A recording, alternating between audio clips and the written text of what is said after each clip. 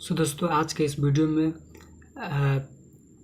आप सभी भाई लोगों को मेरे तरफ से गुड मॉर्निंग। और आज के इस YouTube channel zero to hero में आज हम क्लास 9 के जीव विज्ञान के कुछ इम्पोर्टेंट क्वेश्चन के बारे में बात करेंगे, जो कि परीक्षा में टकराने की इस क्वेश्चन की संभावना रहती है। तो 21 नंबर क्वेश्चन है, यानी 21 नंबर क्वेश्चन, माइटोकॉन्ड्रिया किसे कहते हैं? तो इसका सही आंसर हो जाएगा माइटोकॉन्ड्रिया झिल्ली से बंधे कोशिका अंग। माइटोकॉन्ड्रियल एक वचन है जो कोशिका की जैव रासायनिक प्रतिक्रियाओं को शक्ति प्रदान करने के लिए आवश्यक अधिकांश रासायनिक ऊर्जा उत्पन्न करते हैं। माइटोकॉन्ड्रिया द्वारा उत्पादित रासायनिक ऊर्जा रेडिनोसिन ट्राइफॉस्फेट नामक एक छोटे अणु में संग्रहित होती है। 22 नंबर क्वेश्चन, क्रिस्टकी किसे कहते हैं? तो इसका सही आंसर हो जाएगा माइटोकॉन्ड्रिया की भीतरी झिल्ली से अनेक प्रबंध निकलकर माइटोकॉन्ड्रियल गुहा मैट्रिक्स में लटके रहते हैं, जिनको क्रिस्टकी कहते हैं। 23 नंबर क्वेश्चन है, लवक या प्लास्टिड किसे कहते हैं? तो इसका सही उत्तर हो जाएगा लवक या प्लास्टिक सिर्फ पादप कोशिकाओं में पाए जाते हैं। यह कोशिका द्रव्य में चारों ओर बिखरे रहते हैं। आकार में यह मुख्यतः अंडाकार, गोलाकार या तस्तरी नुमा दिखाई पड़ते हैं। इसके अलावा ये भिन्न आकार जैसे तारानुमा, फीतानुमा, कुंडलाकार आदि भी हो सकते हैं। 24 नंबर क्वेश्चन है, लवक या प्लास्टिड कितने प्रकार के होते हैं? तो इसका सही उत्तर है लवक या प्लास्टिक 3 प्रकार के होते हैं। 1 नंबर अवर्णिक, जिसको हम लिकोप्लास्ट कहते हैं, और दूसरा वर्णिक लवक या इसको क्रोमोप्लास्ट कहते हैं, और तीसरा है हरित लवक, जिसको हम क्लोरोप्लास्ट कहते हैं। 25 नंबर क्वेश्चन है, स्टोरमा किसे कहते हैं? तो इसका सही उत्तर होगा क्लोरोप्लास्ट या हरित लवक सूक्ष्म रचनाएं हैं जो दूहरी झिल्ली से घिरे रहते हैं, जिनके भीतर तरल युक्त गुहा होती है, जिसे स्टोरमा कहते हैं। और 26 नंबर क्वेश्चन है, राजधानी किसे कहते हैं? तो इसका सही उत्तर होगा राजधानी जो जल को संचित करता है। 27 नंबर क्वेश्चन, तारकाय या सेंट्रोसोम किसे कहते हैं?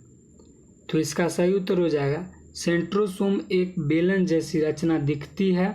यह जंतु कोशिकाओं के केंद्रक के पास एक छोटा सा चमकदार क्षेत्र होता है। इसमें 1 या 2 सूक्ष्म रचनाएं होती है, जिन्हें हम सेंट्रोओल कहते हैं। और 28 नंबर क्वेश्चन है, माइक्रोट्यूब्यूल्स किसे कहते हैं? तो इसका सही उत्तर हो जाएगा माइक्रोट्यूब्यूल्स छोटी छोटी नालिकाकार रचनाएं हैं जो कोशिका द्रव्य में पाई जाती है। और 29 नंबर क्वेश्चन, केंद्रक या न्यूक्लियस किसे कहते हैं? तो इसका सही आंसर होगा कोशिका द्रव्य के बीच एक बड़ी गोल गाढ़ी संरचना पाई जाती है, जिसे केंद्रक या न्यूक्लियस कहते हैं। 30 नंबर क्वेश्चन है, केंद्रक द्रव्य या न्यूक्लियोप्लाज्म किसे कहते हैं? तो इसका सही आंसर हो जाएगा केंद्रक के अंदर गाढ़ा अर्धतरल द्रव्य भरा रहता है, जिसे केंद्रक द्रव्य या न्यूक्लियोप्लाज्म कहते हैं। 31 नंबर प्रश्न है, क्रोमैटिन जालिका किसे कहते हैं?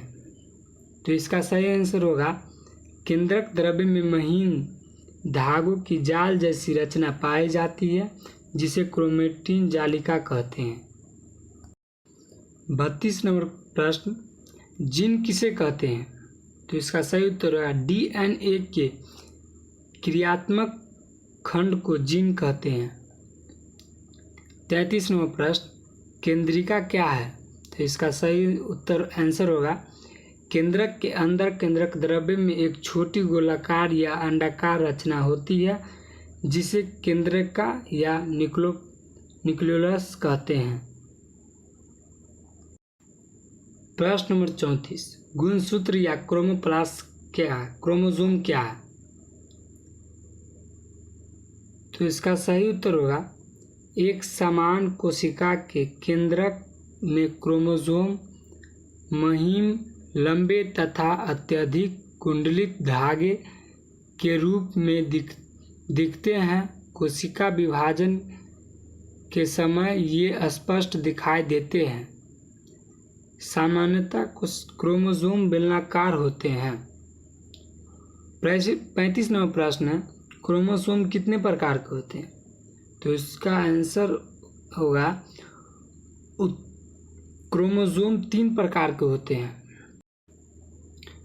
फर्स्ट नंबर है पेलिकल, सेकेंड मैट्रिक्स, थर्ड है क्रोमैटिड्स। तो फर्स्ट का पेलिकल किसे कहते हैं? पेलिकल क्रोमोसोम का सबसे बाहरी आवरण पेलिकल कहलाता है। दूसरा मैट्रिक्स, पेलिकल के द्वारा घिरा हुआ भाग मैट्रिक्स कहलाता है। क्रोमैटिड्स में क्रोमोसोम की पूरी लंबाई में 2 समानांतर कुंडलित धागे के समान रचना होती है जो अर्धगुणसूत्र या क्रोमैटिड्स कहलाते हैं। 36 नंबर प्रश्न है, प्रोकैरियोटिक कोशिका किसे कहते हैं? तो इसका सही आंसर हो जाएगा ऐसी कोशिका जिसमें केंद्रक झिल्ली नहीं होती है, वास्तविक केंद्रक नहीं होता है, उसे प्रोकैरियोटिक कोशिका कहते हैं, जैसे जीवाणु और साइनोबैक्टीरिया। 37 नंबर प्रश्न, यूकैरियोटिक कोशिका किसे कहते हैं? तो इसका सही आंसर हो जाएगा वैसी कोशिका जिसमें केंद्रक पूर्ण रूप से विकसित तथा झिल्ली से घिरा होता है, उन्हें यूकैरियोटिक कोशिका कहते हैं।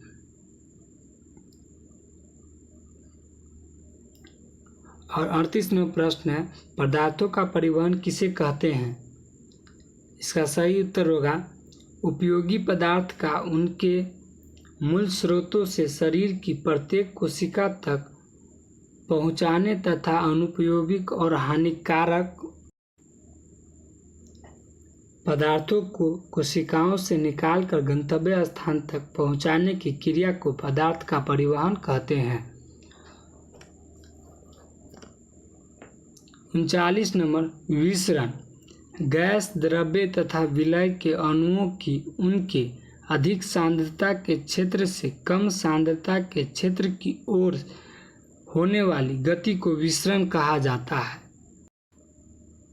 प्रासरण, जीवित कोशिकाओं में विसरण की तरह एक और क्रिया होती है जिसे प्रासरण कहते हैं।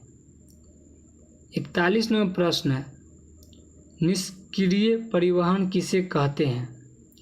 इसका सही आंसर होगा पदार्थों के परिवहन में जब ऊर्जा की आवश्यकता नहीं होती है तो इस प्रकार के परिवहन को निष्क्रिय परिवहन कहते हैं। 42 नंबर प्रश्न, सक्रिय परिवहन किसे कहते हैं? तो इसका सही उत्तर होगा जब पदार्थों के परिवहन में ऊर्जा की आवश्यकता होती है, ऐसे परिवहन को सक्रिय परिवहन कहते हैं। 43 नंबर प्रश्न है, एंडोसाइटोसिस क्या है या किसे कहते हैं?